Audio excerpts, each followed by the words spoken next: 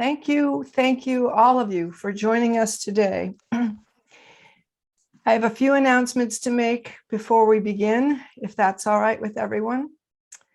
This Zoom meeting is being recorded and will be available on the League of Women Voters at Cape Cod website page, as well as on our Facebook page. And we will not be answering questions from the audience through the chat. Information for the audience as to how to contact their legislators will be posted in the chat,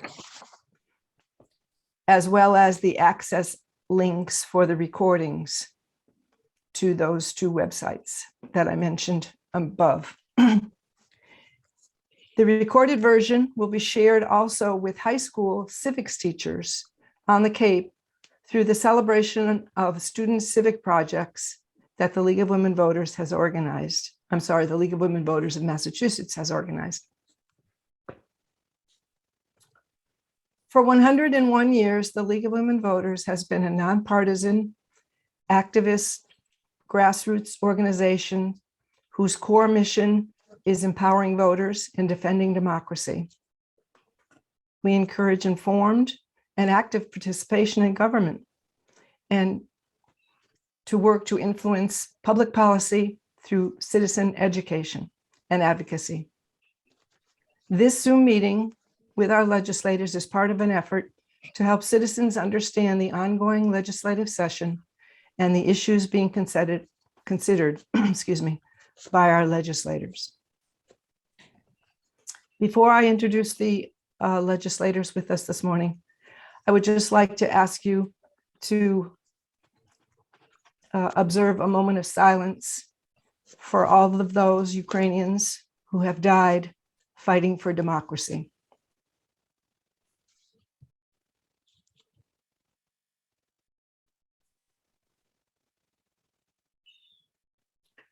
Thank you very much.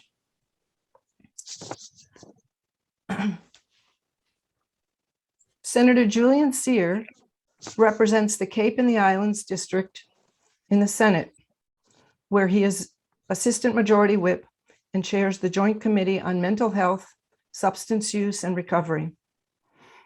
We thank Senator Cyr for voting to support the VOTES Act in its entirety in the Senate vote, for authorizing the Mental Health ABC Act 2.0, and for his work on the Commission on Ocean Acidification with Representatives Peake and Fernandes.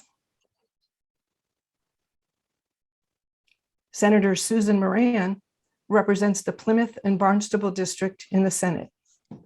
She introduced the emergency petition to prevent the discharge of radioactive material into Cape Cod Bay and has been the co-lead sponsor of the Common Start bill. The League also thanks Senator Moran for voting to support the VOTES Act in its entirety in the Senate vote. Thank you, Suzanne, and to the League for having this important forum. You're welcome. Representative Timothy Whelan represents Barnstable's 1st District.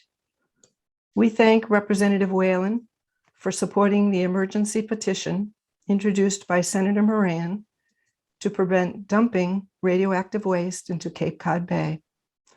Representative Whelan has co-sponsored several bills helping those with disabilities, such as S94 with Senator Cyr, which establishes a statewide low vision registry. Representative Kip Diggs represents the Barnstable 2nd District. He sponsored the Common Start bill in the House and sits on the Joint Committee on Education and the Joint Committee on Housing. He has supported the Parity on Boards and Commissions bill and advocated for funding to increase hourly wages for direct care workers and for safety improvements on Route 28. Representative David Vieira represents Barnstable's 3rd District. He has served as Falmouth's town meeting moderator for several years, co-sponsored legislation to monitor dry casts of spent nuclear fuel, and helped to establish the Cape Verdean Museum and Cultural Center in Falmouth. Along with Senator Susan Moran, Representative David Vieira represented the House of Representatives on the Special Legislative Early Education and Child Economic Review Commission, which recently released its report regarding the Common Start legislation. Representative Sarah Peake represents the Barnstable's 4th District and is the 2nd Assistant Majority Leader. The League thanks Representative Peake for her support for the emergency bill to prevent dumping radioactive waste into Cape Cod Bay and for monitoring dry casts of spent nuclear fuel, for her work on the Commission on Ocean Acidification, and for voting to keep same-day registration in the Votes Act in the recent House vote. Representative Steven Xiarhos represents Barnstable's 5th District. He sponsored the popular Nero's bill to allow for emergency medical treatment of police dogs and organizes Massachusetts Military Support Foundation Food for Vets program in Sandwich. He has co-sponsored with others legislation to establish a statewide low vision registry. Good morning. Thank you, Suzanne. And Representative Dylan Fernandes represents the Barnstable, Dukes, and Nantucket District. The League thanks him for voting to keep same-day registration in the recent House vote on the Votes Act, for his work on Commission on Ocean Acidification, for supporting regulations of ghost guns, and for his many environmental efforts, such as advancing offshore wind energy. Welcome to all of you, and thank you for coming. Next, I would like to introduce Deborah Dagwan, who will be our moderator for this morning. Deborah has been a resident of Hyannis for over 40 years.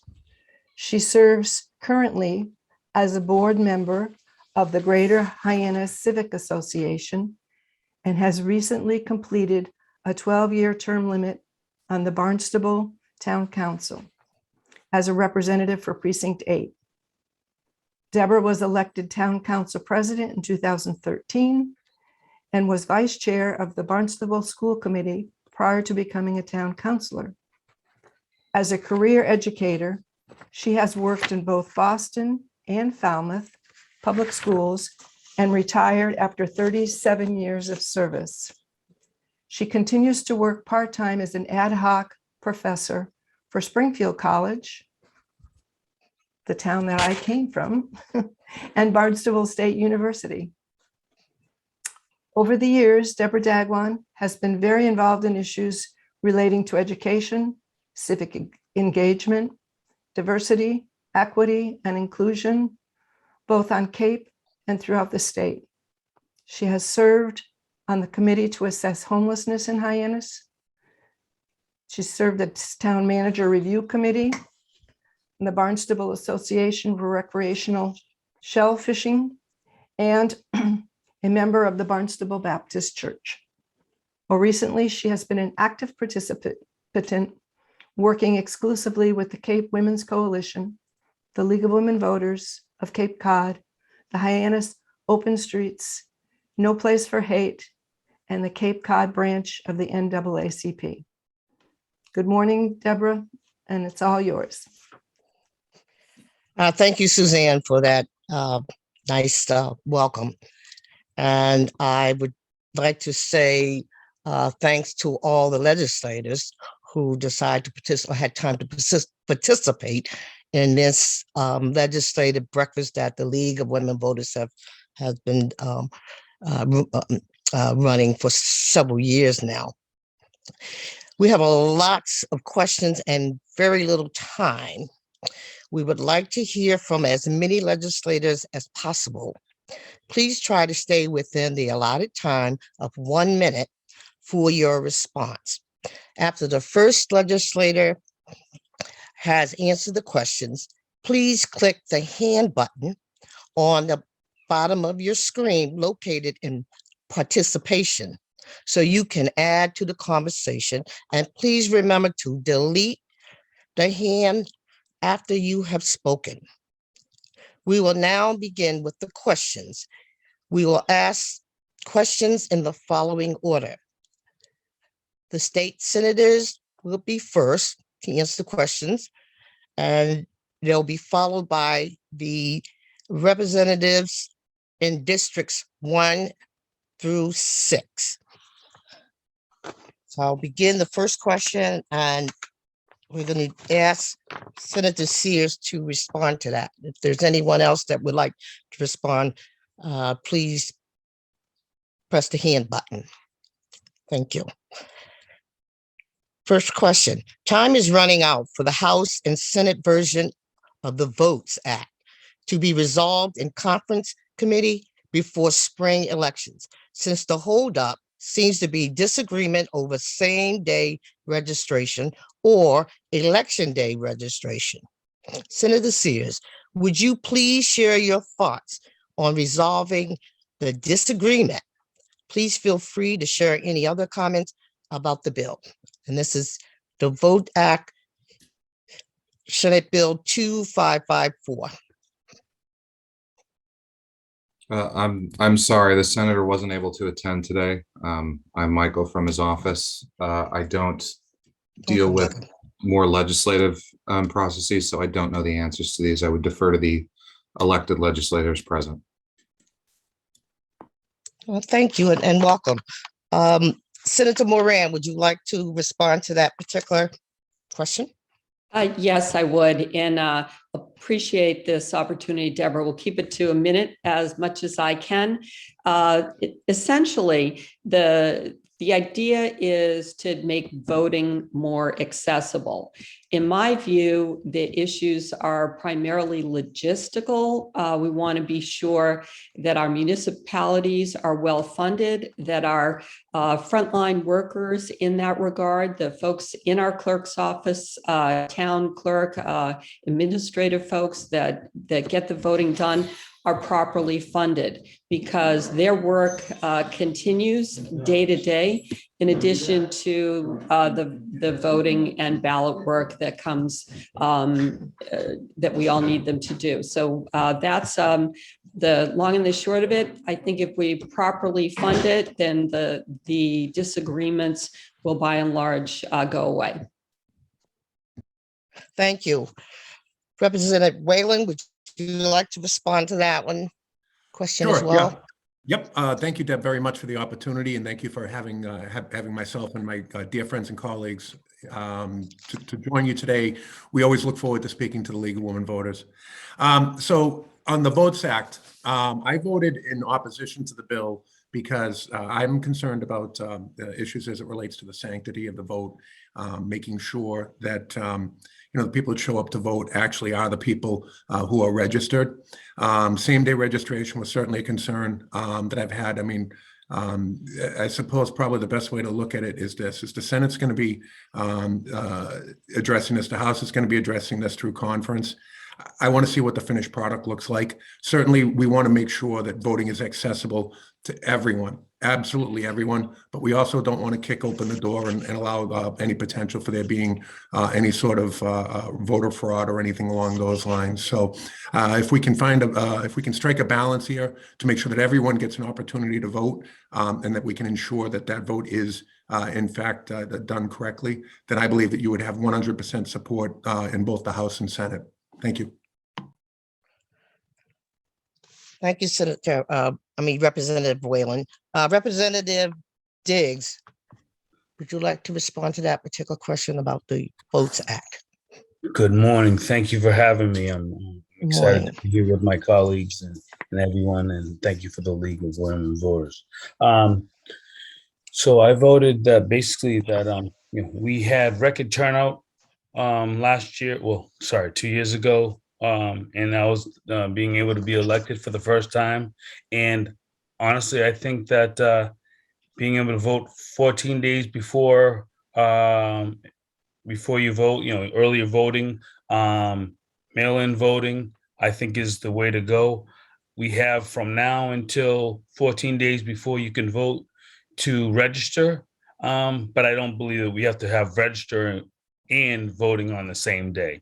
But I do believe that we've made it a lot easier for us to be able to vote and have plenty of time to register now until voting season really starts. So it's up to us to plan our days accordingly and be able to register and then vote for those that you feel is ready. So that's really all I have to say about that. And thanks for having me. Thank you, Representative Diggs. Representative Vieira.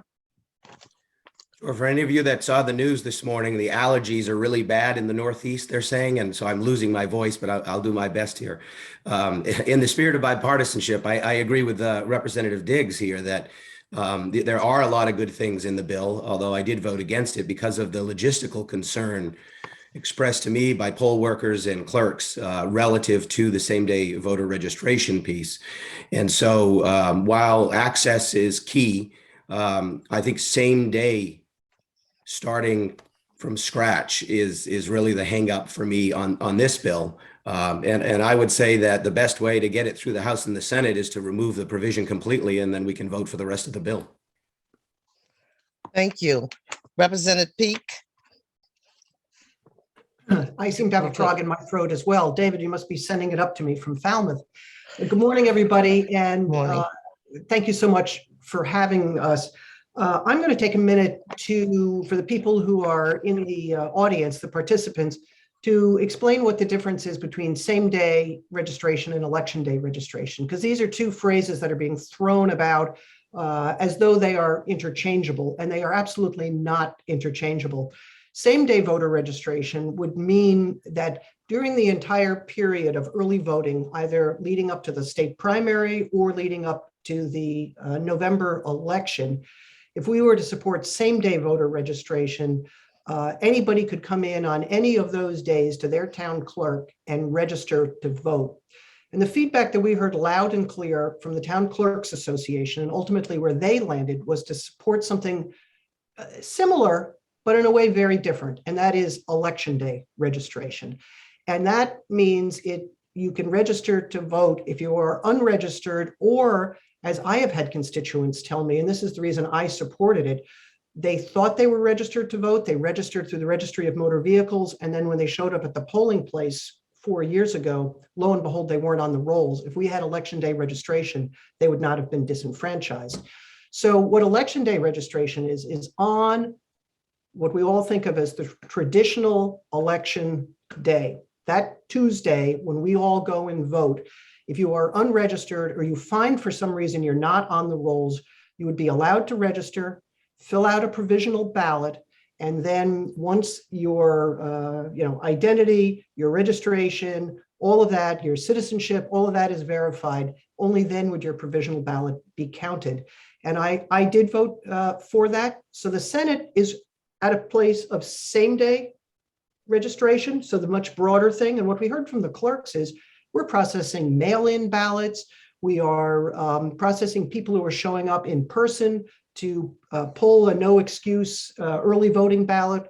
We're sending out absentee ballots. They are just, for lack to use a technical word, crazed in those early voting day or early voting time period. And to ask them to take on same-day voter registration, they said would just be the tipping point for them. So they came down to and supported election day registration. That's the effort, the amendment that I supported in the House, as did Rep. Fernandes. It did not pass. So the Senate's at same day. We're at no, the House is, the bill went because election day didn't pass. So I don't know, I'm not on the conference committee.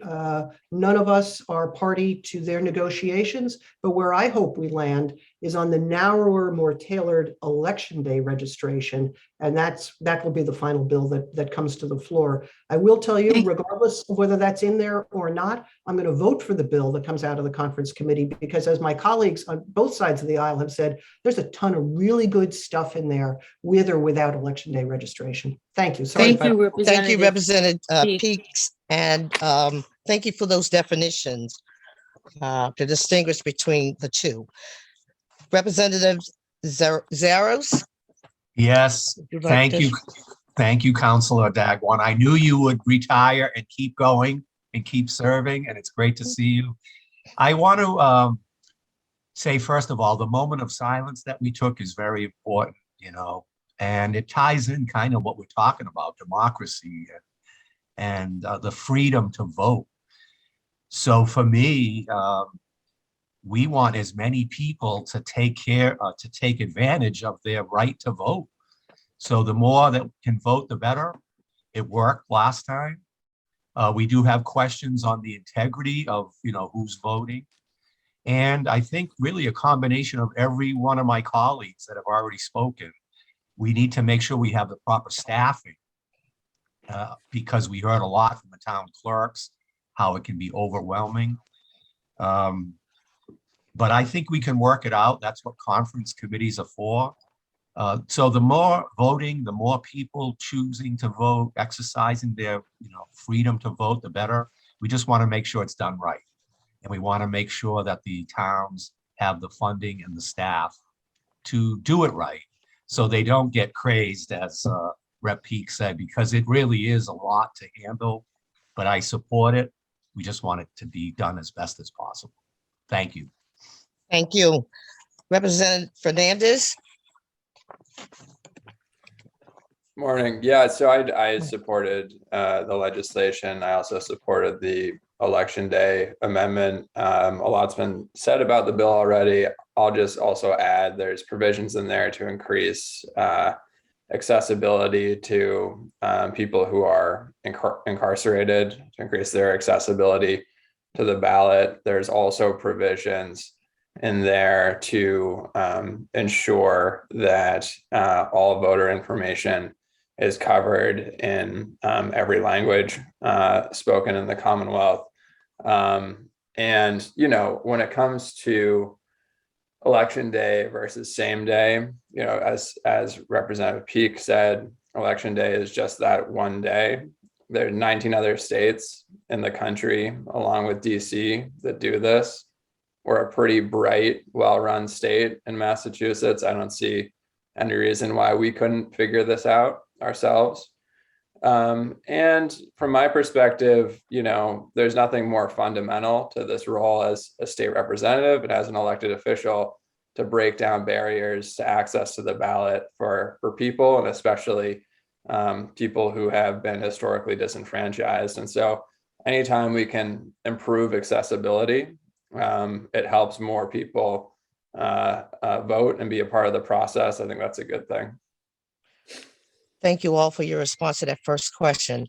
The second question, I will start with Senator Moran, and I'm going to speak about the Common Start Bill, House Bill 605, Senate Bill 362.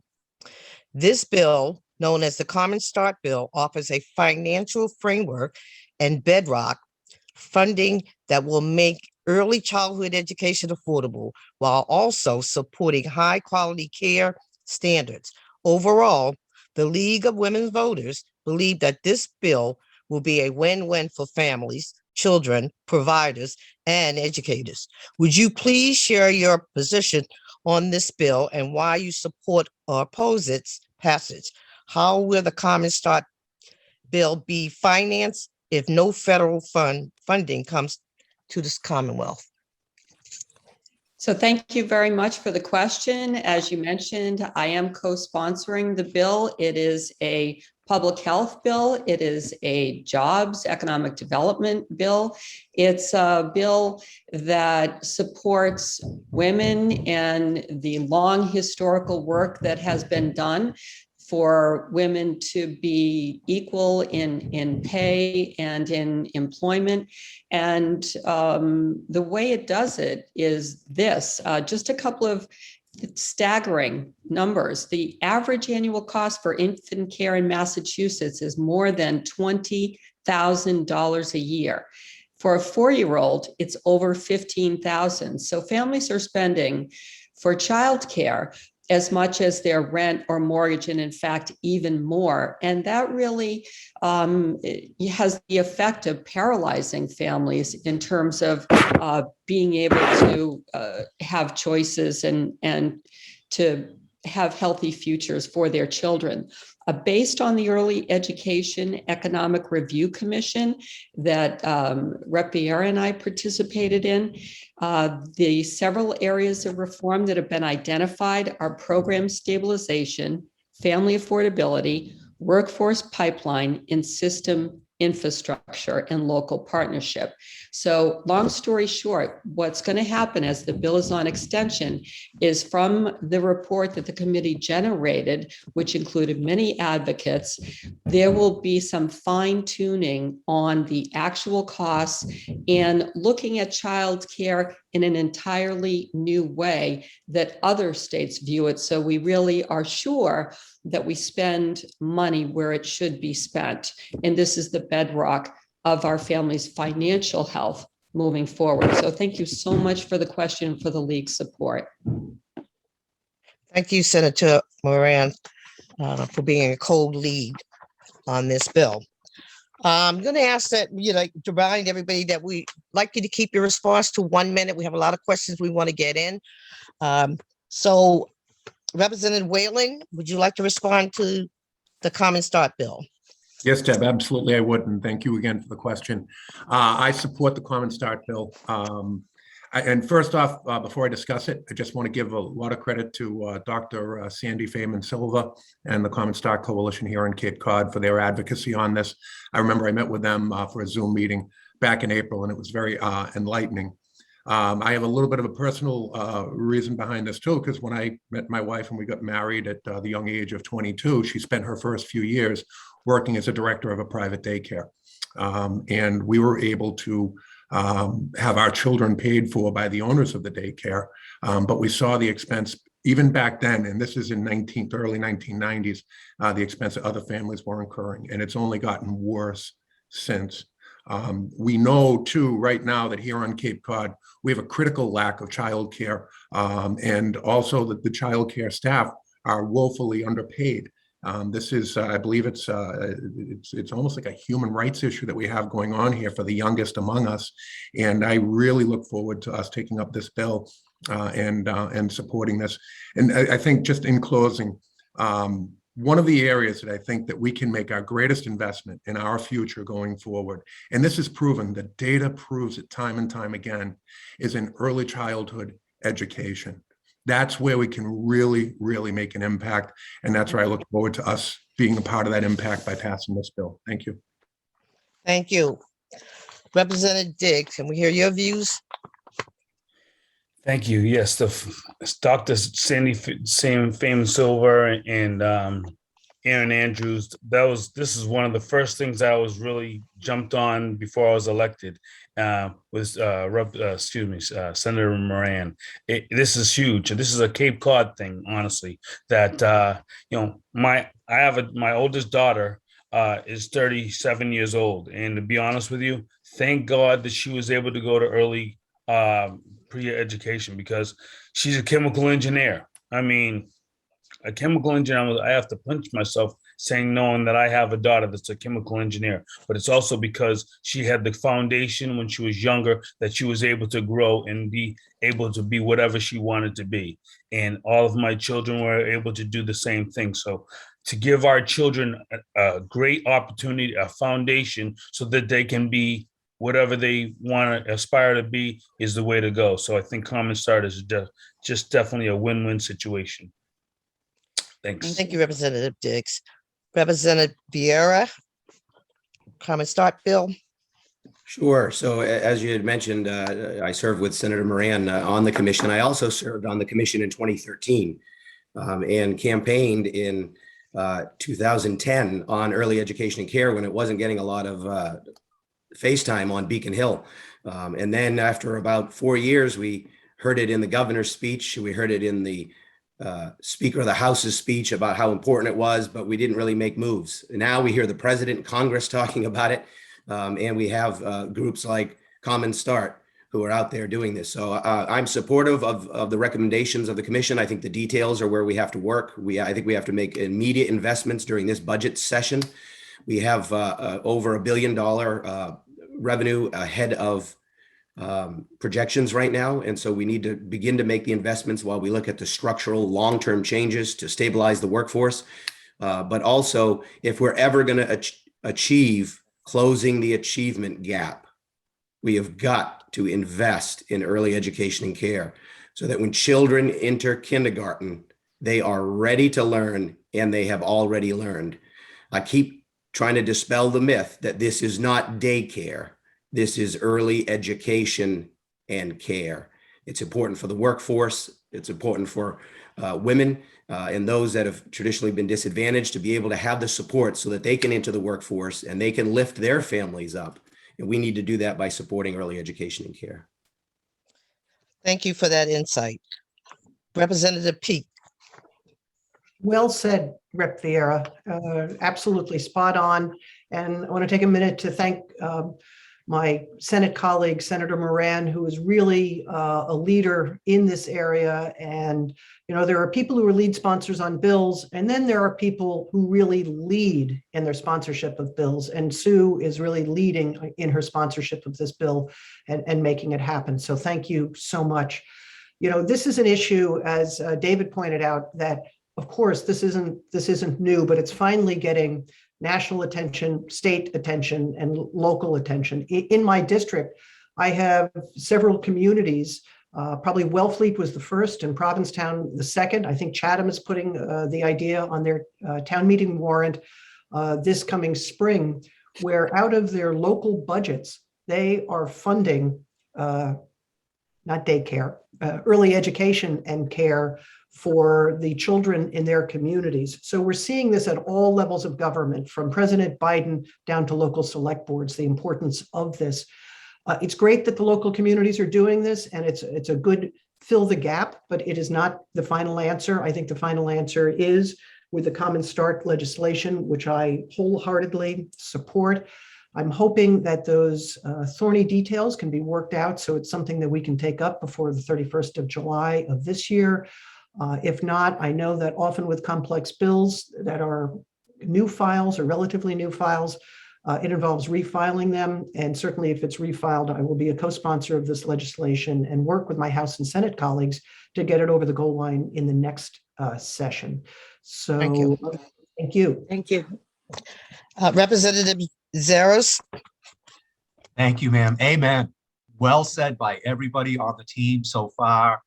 Huge issue. You know, I was born and raised in New Bedford. I grew up in a 3-decker. My Greek grandmother, you know, took care of me while my parents worked, both of them. And then I was blessed to come to the Cape and have 4 of my own children. And I don't know how we did it. So childcare, early education, I've lived it. Rep Diggs' comment that he has a daughter that benefited from things like this. It is the bedrock, as Senator Moran said. The children and the families deserve it. And if we want to make a difference, this is how you do it, because it affects everything else. As later in life, they may get involved with other things. And it's this early childhood development and education that I fully support, and I know the whole delegation does as well. Thank you. Thank you. Thank you. Representative Fernandes. Sure, I don't have much to add from what's already been said, but you know, I think the pandemic has shown just how important early childhood education is for our students, and you know, frankly, it's a long time coming. From a Cape perspective, I just hear a lot from young families about how incredibly hard it is to live here and create a home here for a number of reasons. And obviously housing is chief among them. When people are spending, you know, half of their paycheck on housing, then they really can't even think about spending anything else on childcare.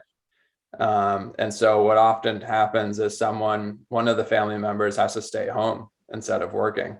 And that spirals the economic consequences for the family and causes even more economic insecurity for families on the Cape and Islands. And, this is a place that we need to be if we want to be a sustainable community here, we need to be attracting young families and retaining the young families and young people that grew up here. And it's becoming harder and harder and harder. And most of my friends have, I think, Julian probably said the same, have left because it's too hard.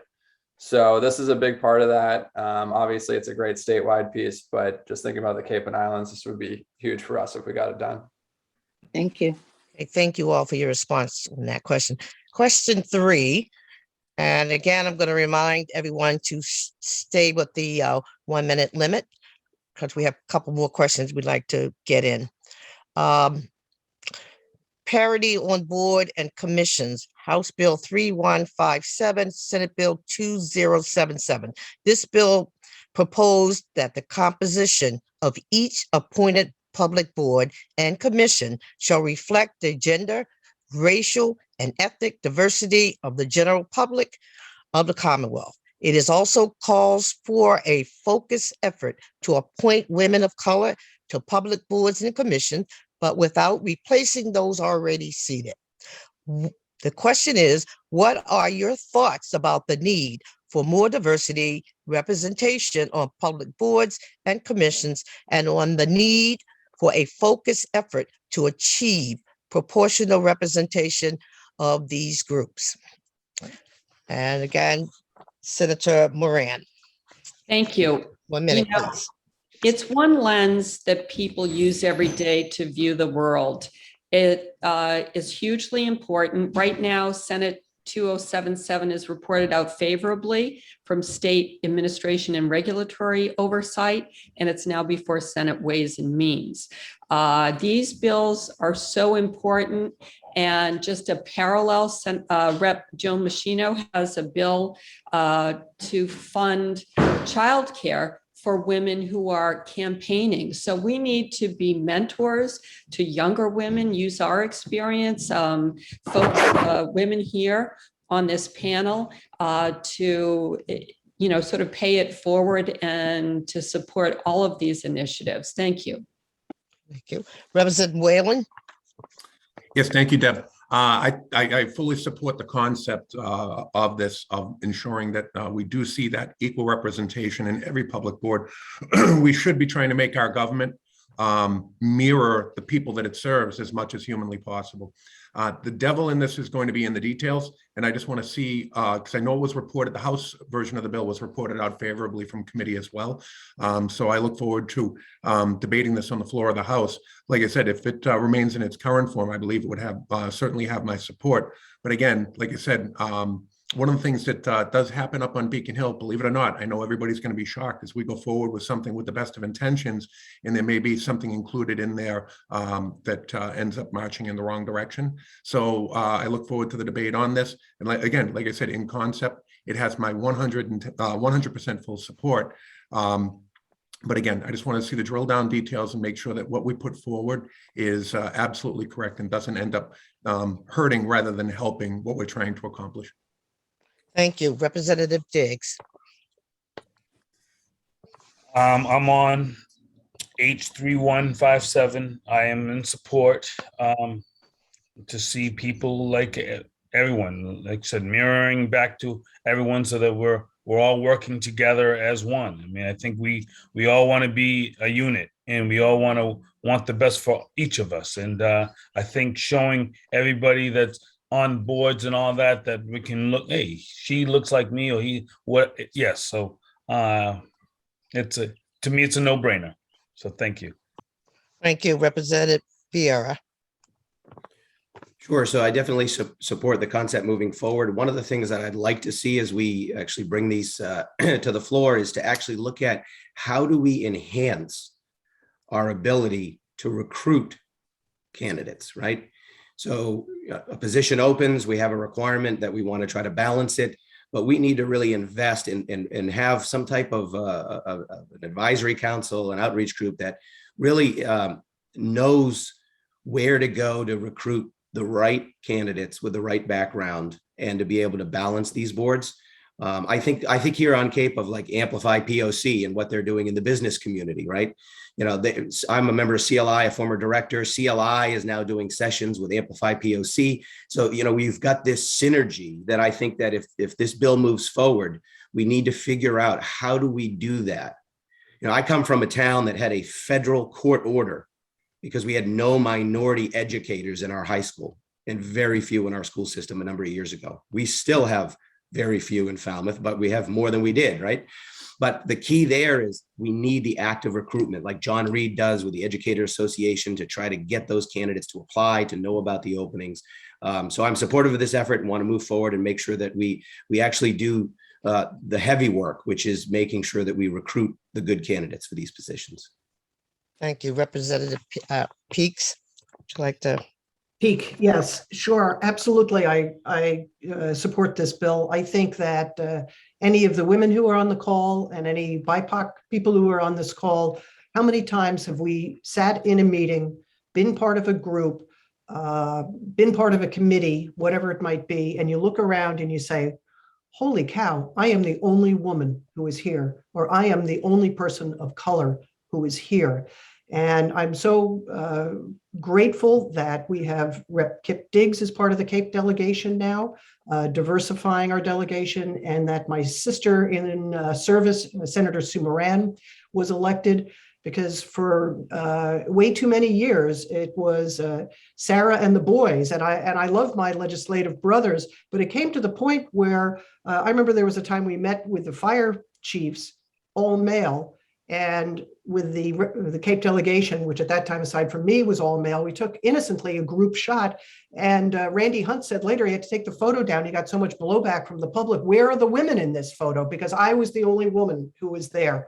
So that's just a very small and very personal example of why this is so important. I want to give a shout out to Treasurer Deb Goldberg, who's using the power of the Treasurer's office through making decisions about where we are investing state pension funds based on what the diversity of those corporate boards are. So she is approaching it from that angle. And then I believe strongly that we also need this legislation. One last little thing. Yes, we do need mentorship and we need recruiting. And Rep. Vieira, I couldn't help but think about Mitt Romney in one of those presidential debates, who said he had binders and binders full of women when he was governor of Massachusetts, looking at filling positions within his executive branch. I'd like to get those women out of a binder and unbind them and get them sitting around the table and making decisions. So yeah, I'm all in. Thank you. Thank you. Representative Xiarhos. Yes, ma'am. I love it. This is another great one. You know, it reminds me coming from New Bedford. I grew up in the West End of New Bedford. All my friends were, you know, all different, but all the same. And now that I'm an older person in state government, and I agree, we look around and, you know, we need more diversity. Everybody brings something to the table. So if you're on a committee and you're deciding on, you know, important issues, you got to really have everybody's life experience to make good decisions. So I love it. Even in policing, you know, we want to reflect the community, and that's important. Recruiting is important. And I think you made a good point also that look what we're doing on the Cape. We got Ayanna Parent, we got Jonathan Thompson, we got Miss Vargas, we got Unity Day. Those are all great things that the Cape leads on, and it'll tie together with this issue, and we can be the role model. Thank you. Thank you. Representative Fernandes. Sure. Yeah. You know, of course, I support it. You know, one piece we recently passed through the House was around changing the makeup of the Martha's Vineyard Commission.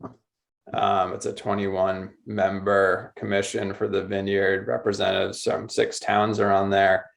The governor has 5 appointees, but there is no seat for the Wampanoag tribe of Aquinnah Gayhead, which is just in my mind, kind of a historical omission that kind of underscores some of the systemic racism that is prevalent in our communities. And so, it's really important that people have a seat at the table and are part of the decision-making process, who are diverse and represent the community and a wide range of voices. So I was really proud to be able to get that done just a couple weeks ago through the House. But also, thinking about bringing this back to the Cape and Islands, this is great, but unless we have diverse people in our communities, there are not going to be people to serve on these boards. And so it really gets back to kind of the fundamental underlying issues impacting Cape and Islanders. The biggest chief among them, again, is housing.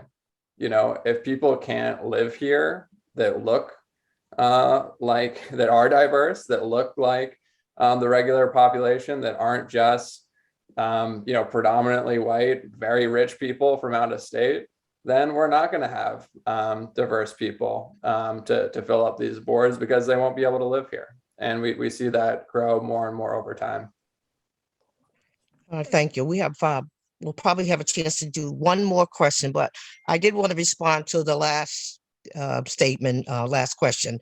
As a woman of color, it's on the town council for many years. I'm in several organizations, and what I see, there are women, but I see very few women of color. We have to find a way to encourage them, reach out to them, and so that they are present on many of the boards and commissions. So I think there needs to be a focus to really bring them into the fold and make them feel welcome. And if I may, I would agree with you, Deb. And for all of you that suggest the recruitment and referral process, it is something that's being worked on. I'm on the committee that supports the bill, and we're trying to do the right thing. So I appreciate all the comments, especially your comment, Rep. Vieira, of making referrals for good candidates. Thanks. Thank you. And our last question, preventing radioactive discharge into the Commonwealth waters. House Bill 444, Senate Bill 2971. Considering the decommissioning of Plymouth's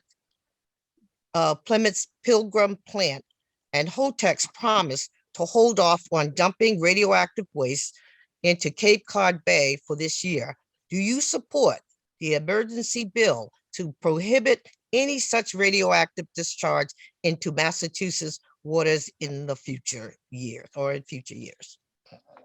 And again, Senator Moran. Thank you very much.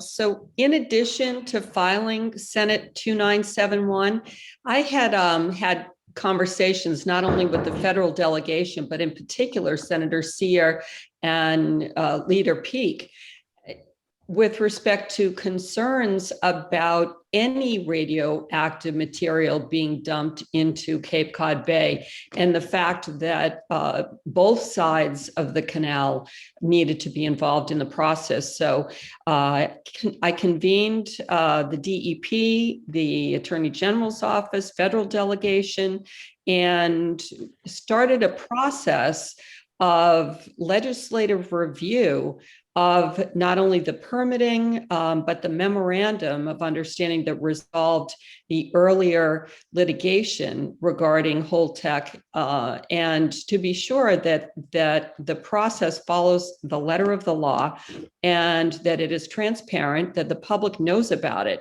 Right now, Senate 2971 is assigned to Judiciary and will be soon scheduled for a hearing, and House 4444 has already received a hearing. That's from Rep. Cutler, and it involves heavy penalties for dumping. And that's one of the things that the state can do. So thanks to my legislative partners for keeping this top of mind during this year, that Holtec has said they will make the process in abeyance, but we don't want that year to pass without our scrutiny and involvement. Thank you.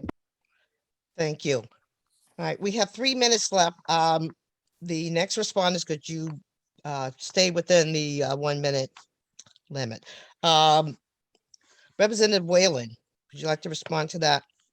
I'm going to read real fast, like the guy in the old FedEx commercials. Senators Moran and Sear, Representative Peake, Representative Martori, Representative Lenatra are among some of the leaders on this. And I really am very grateful for their leadership on this, and I'm proud to join with them. Holtec is not our friends. And most recently, that can be exhibited by, we found out recently that in a labor disagreement, they've locked out their laborers union, Local 721. And I know I'm myself and my fellow colleagues here in the delegation are strong supporters of organized labor. So I look forward to continuing to keep the pressure on Holtec to make sure that they're continuing, that they operate in the best interest of the citizens of the Commonwealth. Thank you. Thank you. Representative Diggs? No brainer. I'm sorry. We're around a peninsula. I mean, we're around water. That's all we have. That's our bread and butter. And no one's gonna come down here. Can't have Holtec taking care, bringing in, just ridiculous. So yes, I'm totally with it. Thank you. Representative Vieira?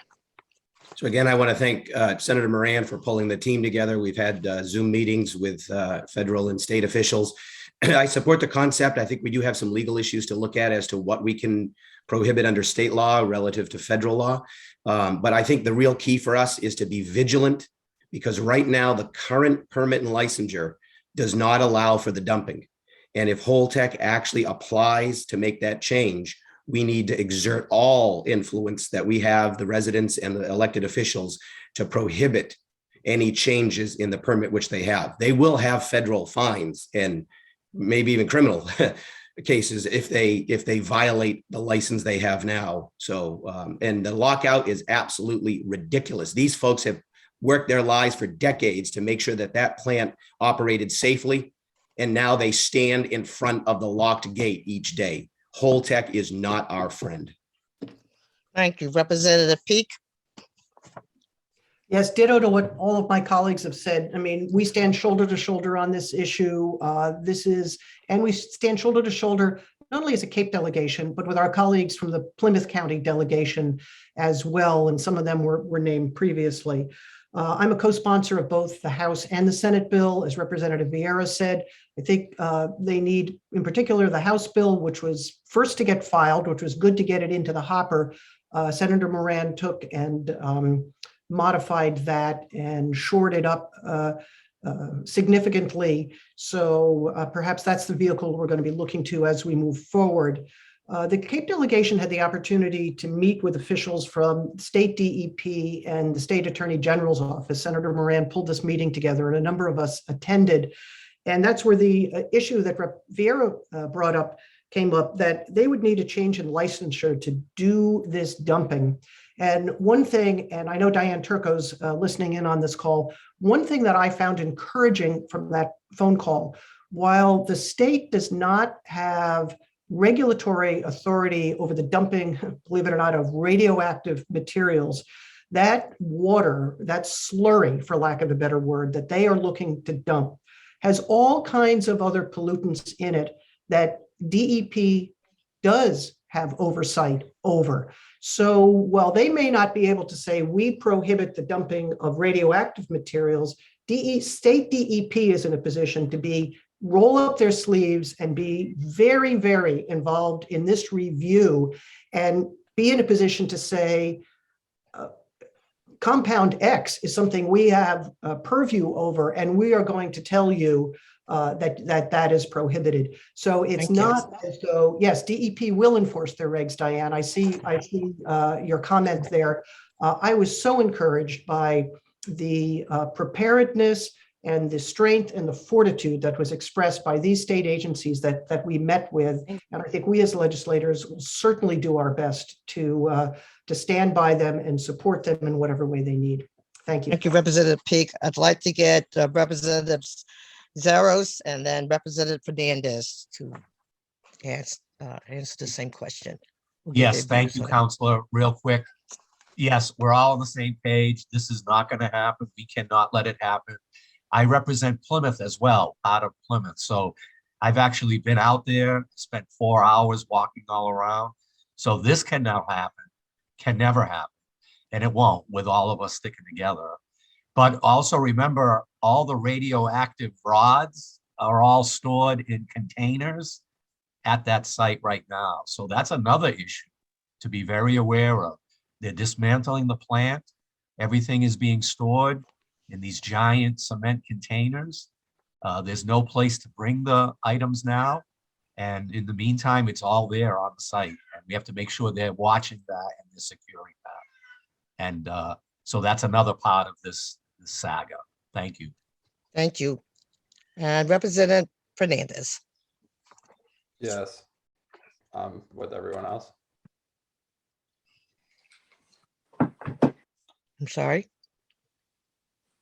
Representative Fernandes, would you like to respond to that? I agree Oh, okay. with the team. Thanks. All right, thank you. I want to thank all of you so much for participating in this interesting discussion. We will now turn the meeting over to Suzanne Brock for the closing statements. And I just would like to quickly mention what the last question was about. It had to do with ICE. Should Barnstable County end its 287 agreement with ICE, yes or no? So Representative, just think about that question because people would like an answer. And you can write it in, send it to us, whatever your views on that particular item. Thank you. Ms. Brock? Thank you very much. Thank you all for attending. And I'd now like to give all of you time for a closing statement. Each legislator will have 2 minutes. And if you would like to address some comments toward the Safe Communities Act question that we didn't get to, please feel free to do that now. This time, the representatives from District 1 through 6 will go first, and then we will hear from Senator Moran. Representative Whelan. Sure. Thank you very much, Suzanne. I appreciate what a wonderful forum. We always look forward to this every year. This is this is going to be my last time with you guys. After 8 years of serving in the state legislature representing the 1st Barnstable District, this has been it's been the honor and the joy of a lifetime, and I've looked forward every year to coming down to when we would have these down at 4Cs and speaking to yourself, speaking with yourself and the other members of the League of Women Voters. So thank you for that. And one of the things that I've learned through life, and certainly in this role, is that life is all about the relationships that you make. And I've been blessed to make some lifelong friends here in the Cape and Islands delegation. We're truly a bipartisan delegation. We have each other's backs. And I am blessed to call everyone here in the delegation my friends. And most recently, we included someone who's been a very long-term friend of mine, and that would be Representative Steven Xiarhos. And I remember working with him when he was wearing a lieutenant on Yarmouth police uniform, and I was wearing a sergeant on the Massachusetts State Police uniform. And you could have knocked us both over with a feather if you told us back then we were going to be serving together in the state legislature. I look back and I think I'm very proud of the accomplishments that I've been able to work with my colleagues in creating for the 1st Barnstable District. We brought a lot of funding into my district, over $10 million in funding for affordable housing projects, brought a lot of money back for environmental priorities. Public education has been right up near the top. And I worked very closely with my colleagues, in particular on the Cape Tech funding. And also, we had it was a small soap opera, but we finally got the funding through and the approval for the new DY Intermediate School, which is being built right now. And the children of the 1st Barnstable District are going to benefit from that. And the 2nd Barnstable District, Kip, you have part of Yarmouth too. So they're going to benefit from that for years. Great infrastructure projects that we have going on with the rebuild of Route 6A in Brewster. And now they're going to be very soon building a new Route 28 Bass River Bridge and reconstructing the intersection of Route 28 and Old Main Street, North Main Street. And again, we've had some great work that I've done with my colleagues, and a definite hat tip to Leader Sarah Peake and Senator Julian Cyr as it relates to the Cape-wide issue that we face, the wastewater crisis here on the Cape. I came into office in 2015 while the state was employing 9 C cuts because of an imbalanced budget. Now we have a robust rainy day fund and revenues exceed projections. But lastly, and in closing, the work that I was blessed to do with my wonderful colleagues on behalf of the Cape during the COVID crisis, the work that we did to provide support to our small businesses, the great work that was done to establish testing sites here on the Cape, and the work that we did to have vaccination sites as well across the Cape. I'm truly blessed. I'm going to miss my friends, working with them every day, but we're all going to continue to be friends, and I'm looking forward to seeing them if I'm lucky enough to remain in public life in my next iteration. And I thank you all, my friends in the League of Women Voters, as well, for the communication and the advocacy. Great. Thank you, Representative Whelan. Thank you so much. Representative Diggs. Thank you, Susan, and thank you, League of Women Voters. I'm honored to be here with you guys, and being my first full term of being a representative, it's been an honor. Coming into to become a state representative was we have the pandemic going on and COVID and everything else, and you have to do this, masking up and everything. I remember having to knock on doors and backing up and making sure that everyone's comfortable to answer the door. I mean, whatever had to be done had to be done. And honestly, it showed our resolve and how much we were willing to work for everyone. And that's really, I'm honored to be a representative of everybody in my district. I am representing them in the fullest way that I can. And it's all about hard work and determination. And I believe that that's what makes a difference, and know that I was a professional boxer. Being a professional boxer, I had to be disciplined. Well, I'm trying to be that disciplined person and making sure that I'm caring for every individual and working. And what was so great is I'm on six committees and healthcare, finance, housing, economic development, healthcare, education, all these things are all things that are taken care of Cape Cod, my second Barnstable. And that's what it's all about, is going in there and making sure that you're trying to make a difference for everyone else. And the Cape delegation that we have is so important. We work together. Sarah Peake has just been a leader that I really appreciate, and working with Sue Moran, it's just been, Tim Whelan, Steven Xiarhos, Dylan Fernandes. I mean, I'm really just getting really to know Dylan more and more, and it's been a great thing, and just meeting and understanding everybody, all of us in our districts, but as people, we're different. So you can find out, Steve knows about this, Dylan knows about that, Sarah knows about a lot of things. So and you use those things, and it's all about putting the glue together to make sure that we're trying to make everyone as possible, as positive and so important, to let everyone know that they're important. And I think that's what we've done as delegation, and me being a first time rookie, and I can say hopefully I get reelected and I won't be a rookie for next time. So thank you for having me, and it's been an honor. Thank you, Representative Diggs. Representative Vieira. Well, hopefully soon, Kip and Steve will have offices. They don't even have offices yet. They work out of what's still called the bullpen down in the basement of the State House. But it's been a long journey this past session. I had the honor of serving during the period of time where there was no remote voting in the House, as the minority member in the House. And for a few months, there were three of us. There was the clerk, there was Donato, the Democrat from Medford, who was serving as the speaker, and myself. And I was on the floor, and the clerk moved his podium way over to the side, and the speaker was there. And we went in sometimes 4 days a week, which is more than usual, because everything had to be done unanimous consent. And then we had the rules change, and we had remote voting. And Sarah is also a monitor. There are 8 monitors, where we then began calling the roll. So then there were 12 of us in the chamber taking the roll call votes. Now, just a session yesterday, there was, I would say maybe 2/3 of the House present, or at least a half of the House. It was a lot of people compared to what I've seen over 2 years.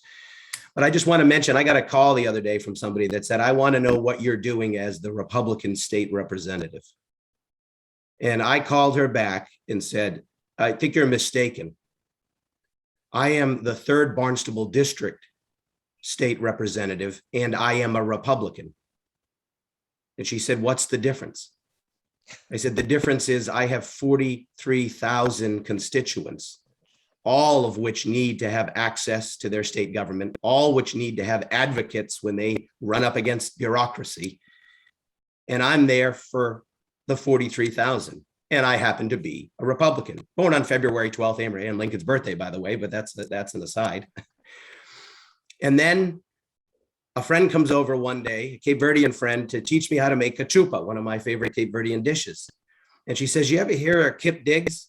And I'm like, no, I don't know who that guy is. And she starts telling me, Tammy, starts telling me about Kip. And I'm like, well, I don't know him, but he's running for rep. I might be working with him someday. And she goes, I think you're going to get along with him well. And she was right. We've been working well together. We've got projects that we're working together and some more projects that we're going to continue to work on going forward. But it's about coming together. It's about relationships, as my colleague said. It's about being the Cape delegation and about being the Cape Cod party, not the Democrat Party or the Republican Party when we're here. And then we take our party votes when we get to Boston. And the last thing I want to mention, I know Lynn Rhodes is watching. And as we talk about this issue of inclusion and diversity, I always remember the assistance that Scoba Rhodes, who was also a human rights commissioner in Barnstable County, gave to us during Hurricane Katrina. I was working on the federal relief effort out at the base, and I had almost 400 volunteers out of about 600 that applied that were certified to be on the base. And at the end of the first week, I'm sitting in the cafeteria looking around. 75% of those that came up from New Orleans were individuals of color. And I didn't have any individuals of color at the time on the floor of that cafeteria working with the families and the children. And I called Scoba and I was honest with him. I said, Scoba, I need your help. He goes, what? I said, I don't have any volunteers that look like the individuals that we're serving, and that's wrong. He said, I'll meet you for coffee in about 15 minutes. And he drove right out to the base and we sat down and he brought in John Reed and the NAACP, and we created a feeder line to bring in new volunteers and to include them in the relief effort alongside those that had already volunteered. And so let's continue that effort. Let's continue it. Let's use the Cape Cod, Cape Verdean Museum and Cultural Center, which is now at the Emerald House in Falmouth, as a focal point, as well as the Zion Church down in Hyannis, to continue these conversations, to continue inclusion, because when we all participate, when we all help bake the pie, it's a better pie. Thank you, Representative Vieira. Representative Peake. Suzanne, thank you very much. And thank you to the League for having us here this morning and getting the technology figured out and streaming this on Facebook Live and all of that good stuff. I've certainly enjoyed our conversation this morning and touching, however briefly, on the issues that you delineated. Honestly, though, I was hoping to see two issues on here that I think are probably the greatest threat to our way of life here on the Cape. One is our threat to our way of life in the area, sort of in the realm that Representative Fernandes touched on, and that is who is living here, who can afford to live here, and who is forced to leave, and that is housing. So I hope at a future meeting, we can spend a significant amount of time talking about housing and what can be done at the state level as well as the local level. Because as I've come to think of it, I think that we need two dance partners in order to go to the dance and to get anything done. We need the state and we need local government. We need planning boards that are going to approve projects. We need select boards who are going to use the tools in the toolbox that the state has already provided. And we need open dialogue so that we at the state level know what else our local municipalities and housing developers need in order to build housing for our needs here on the Cape, some of which is 80% or less of AMI, but some of which may be up to 200% of area median income, so that people who are working here can also afford to live here. The second is a threat to everybody, regardless of what your income status is. In fact, maybe arguably, it's more of a threat to rich people than it is to working people who live in the middle of the Cape, more so the wealthy people that live along the seashore, and that's climate change. And what can we do about that? How can we reduce carbon emissions? $5 a gallon of gas, I think, is doing a bit to reduce that, but unfortunately, it's hitting many of our already hardest hit workers, the people that have to drive their landscaping trucks, their heavy plumbing trucks, their carpentry trucks. It's hitting them the hardest. They don't have a choice about whether to be on the road or not. But well beyond the price of gas, we need to make sure that we have the onshore infrastructure to support the offshore wind when it comes.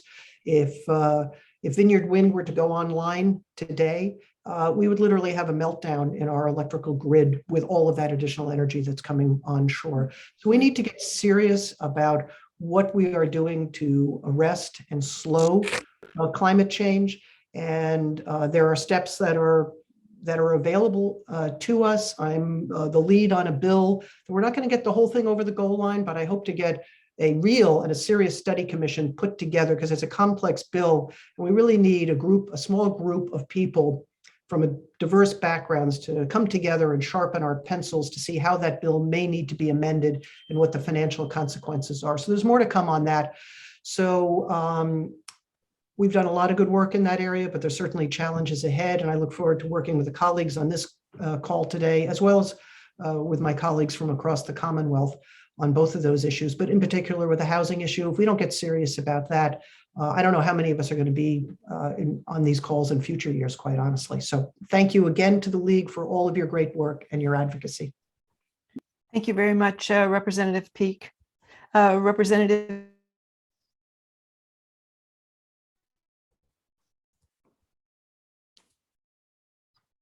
Xiarhos, did you have to sign off? No, I'm right here. You froze up on me for some reason, but I want to thank you as well. For some reason, there you go. Okay, I can see you better now. But imagine 101 years of the League of Women Voters, and one of your missions is democracy. You know, I'm living that. You know, Rep Diggs and I, right, two rookies, never ran for office before. We've overcome tragedies of the loss of our sons, and we sat side by side in people's house when we got sworn in on January 6th. It's pretty special. This delegation is very special. I'm grateful for Leader Peake, who teaches us a lot because we're rookies and there's a lot to learn. David Vieira was very helpful to me yesterday. Dylan, Senator Xiarhos, Senator Moran, they're great role models. And of course, my brother, Sheriff Tim Whelan, to live that life of service, you know, in uniform that I've done and he has done. And you kind of bring that service attitude to this job. It's about service, helping others. And Rep Peake is right. There's more there's much more to do. In my mind, housing, food security, wastewater, education, opioid epidemic, all those issues are in our world every day.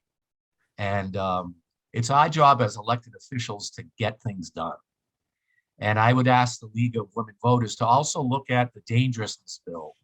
That's Governor Baker's bill. It costs no money. It closes the loopholes so violent criminals are not allowed on the street to murder people like Sean Gannon, my police officer, and shoot K9 Neuro. So the dangerousness bill is important. I'd ask you to look at that. It's bipartisan, and we're trying to get that done before the end of this session. But also reach out anytime. You don't have to wait for a meeting. Please come to me for any issues that involve my district or anybody on the Cape. Thank you.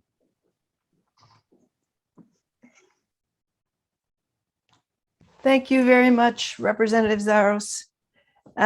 Representative Fernandes? Sure. Yeah. Thank you to the League for hosting this conversation. Hopefully we can do it in person at some point in our future. And, you know, it's just an honor to represent, you know, what is really I know everyone has a unique district, but I think representing 9 towns across 3 islands, along with a part of the Cape, is a pretty unique spot in the Commonwealth. And with that, and with the Cape and Islands generally, we also have some really unique and profound challenges around what type of community we want to be. And when you look at the housing issue, it's driving young people, working families, and seniors that spent their entire life here but now can't keep up off the Cape and Islands.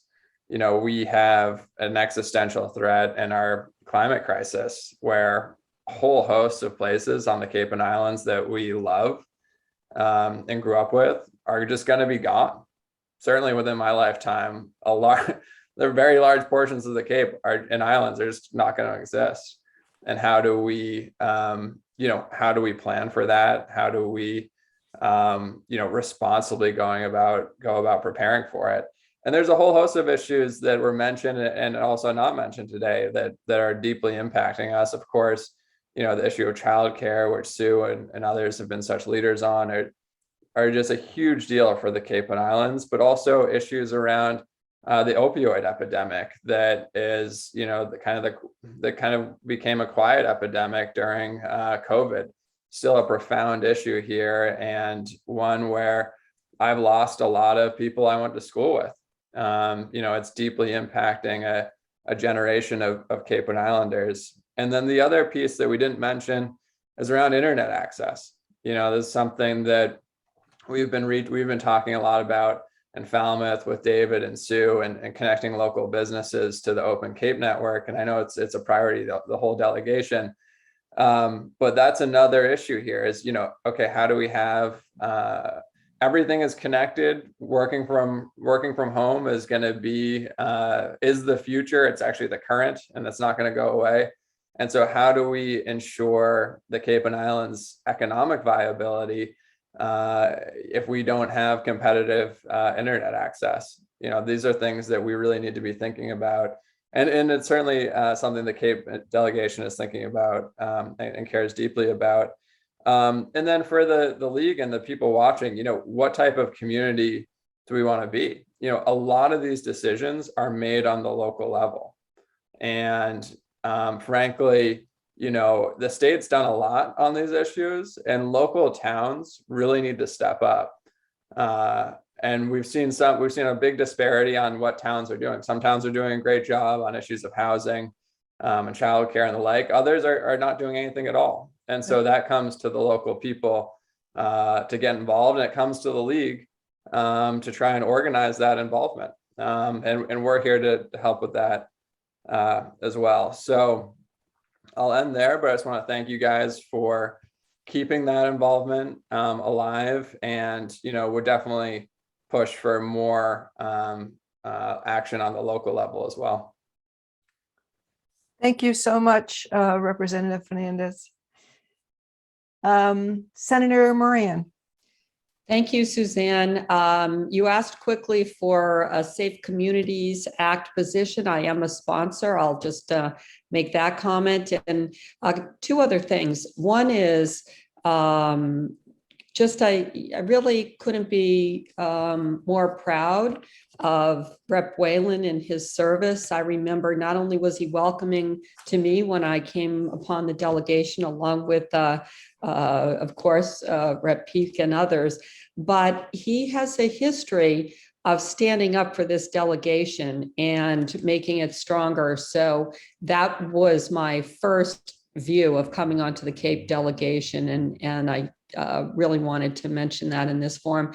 The second thing is just really a tribute to all of the league members that are here, because there's really no other organization that has been so stalwart in mentoring, particularly young women. And the fact that you're putting such emphasis on people of color, women of color, it's exactly where our leadership needs to be. And before, as I was a select person and the Assembly of Delegates, my mentors were oftentimes all of you. I mean, SCOBA was mentioned, and I know Lynn is here, Sandy Feynman Silva. It's really the advocacy that drew me to public service. And just with my family, my dad, my uncle, who, my dad was in a wheelchair. He fought for people's rights in many, many levels. And so I just want to leave with a note to please keep doing what you're doing as well as you are doing. Take care of yourselves, grow your energy, and continue to pay it forward in the attraction of younger people as you move ahead. There's, it's just absolutely stellar. And so thank you for all of your hard work, because I know it's on top of everything else that you do. So thank you. Well, thank you for that nice tribute. And God knows there's still a lot to be done. I would just like to say that we're sorry that Senator Sear couldn't join us. If Senator Sear's assistant is still on with us, if he would like to make a comment, that would be fine. I don't have any particular comment to make, just to thank you for organizing and facilitating this discussion. Okay, if you would be so kind as to bring all of our comments back to Senator Sear, that would be great. I absolutely will. Thank you. Okay, thank you.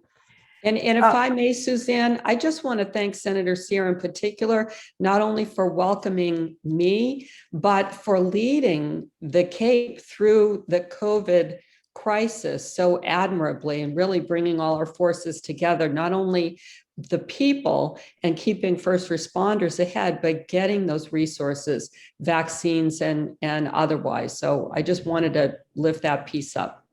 Okay, thank you very much. Oh, and thank you all for coming. Senator Moran, Representative Whelan, Representative Diggs, Representative Vieira, Representative Peake, Representative Xiarhos, and Representative Fernandes. All of you are representing us well, and we hope that you continue to do that. Representative Whelan, best of luck in your next adventure.